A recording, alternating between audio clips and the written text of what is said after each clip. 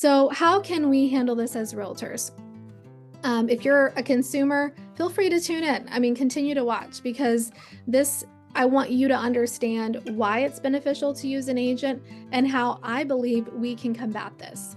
So it's really important as agents that we stand in the way, right? We do not let whoever's agenda is at play here, we don't let them bulldoze the American dream of home ownership. We are standing in the way. So how do we do that? We continue to educate our clients. Part of the thing that I do agree with the settlement is I think you always, as a buyer's agent, you should always sign an agreement with your buyer. They should understand that you're working for them. And, on the buyer agreement, you can outline your fees and explain, here's what I charge. This is what I need to make to have a living for my family, to support my family. I'm not doing this out of charity or for my health. I'm doing this to make a business. However, here's how I help my buyers win. Here's how I can make sure you're not overpaying. Make sure that you're fully protected through the process, that I'm looking at things that maybe you don't even know are a possibility on the contract or in the home, right? So we need to fully convey our value, explain to the buyer what the fee is. And then what I think is great is we can seek to be compensated by the seller. And as a listing agent, I am definitely educating my sellers on why that's important. And so we're still going to I'm going to prepare my seller that this is the way we need to be prepared to compensate the buyer, so that the buyer's agent, so that the buyer isn't hindered from making an offer. They're not financially burdened, so they can, have money for their down payment. They can have money for their closing costs. So that is so important. Have a buyer's agency with your buyer, explain the cost to them should the seller decide not to compensate. Have some ability to find off-market properties. It might be beneficial for you to subscribe to some services that give you access to that. I personally use Celebrity Agent, and I love that system. I've already gotten over 20 listing opportunities in 9 months from that system. And basically, my clients, as a buyer, if they hire me as their buyer's agent, they can give me their search criteria. I can put it into my database, and I can find how many properties, according to the county, meet that search criteria, whether they're on the market or off the market.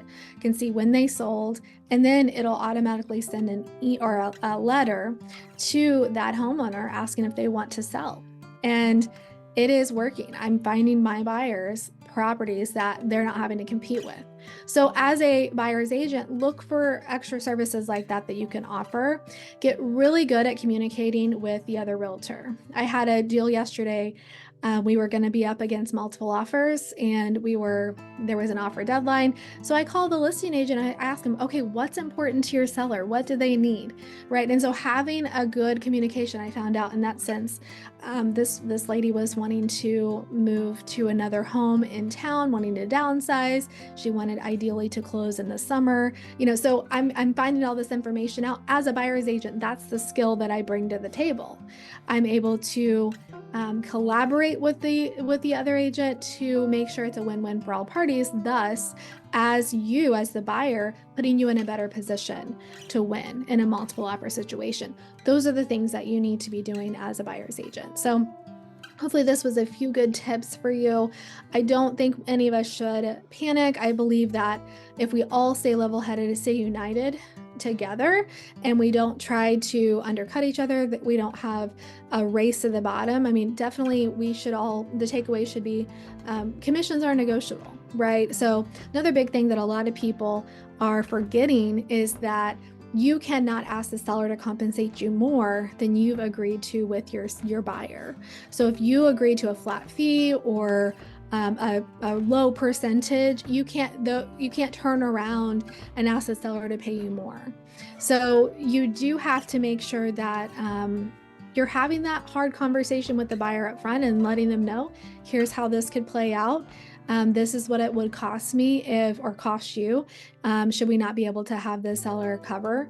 But I do believe 9 times out of 10 sellers, if we can structure this in a way that it's a win-win for all parties, sellers will not have a problem with putting it into the contract. So that's my 2 cents on the NAR settlement. It's disappointing that we're seeing press conferences and things come out that has a lot of misinformation.